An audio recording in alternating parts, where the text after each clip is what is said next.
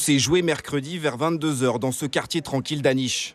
3 hommes font irruption dans cet immeuble. Au rez-de-chaussée, l'adolescent de 15 ans leur ouvre sans se méfier avant d'être abattu d'une balle dans la tête. Selon sa mère, présente au moment du drame, l'un des agresseurs serait un cousin.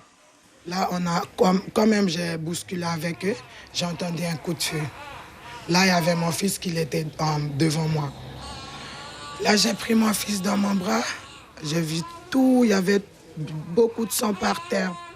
J'ai hurlé, j'ai crié, à l'aide, à l'aide, à l'aide, venez-moi à l'aide, il y a mon fils qui va mourir, à l'aide, à l'aide, à l'aide, à l'aide. Le cousin, un jeune majeur connu des services de police, est placé en garde à vue. Les 2 hommes cagoulés qui l'accompagnaient sont toujours en fuite. Dans cette petite ville de 10 000 habitants, beaucoup d'incompréhension et de tristesse. Scolarisé à Aniche, Ivanson était apprécié par ses camarades venus sur les lieux du drame. Il était gentil, il travaillait à l'école. Dès qu'il rentrait chez lui, il s'amusait un petit peu avec sa console, avec ses amis et tout. Il sortait jamais, il restait chez lui souvent. Puis, il était posé, Ivanson. C'était un gentil, il était gentil. Un jeune homme sans histoire et sans casier. Pour le maire de la ville, la violence de cette agression reste inexplicable. Ces criminels, qui sont-ils? Pourquoi ont-ils fait ça? Quel était le mobile?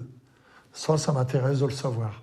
Mais encore une fois, quand je le saurai, quand vous le saurez, quand nous le saurons, ça ne fera pas revenir ce gamin et ça n'atténuera pas la douleur de cette famille et de ses proches. L'enquête confiée à la police judiciaire de Lille se poursuit. L'objectif désormais, retrouver les 2 complices présumés de ce meurtre. Suivez l'info sur Guyana Première, télé, radio et internet.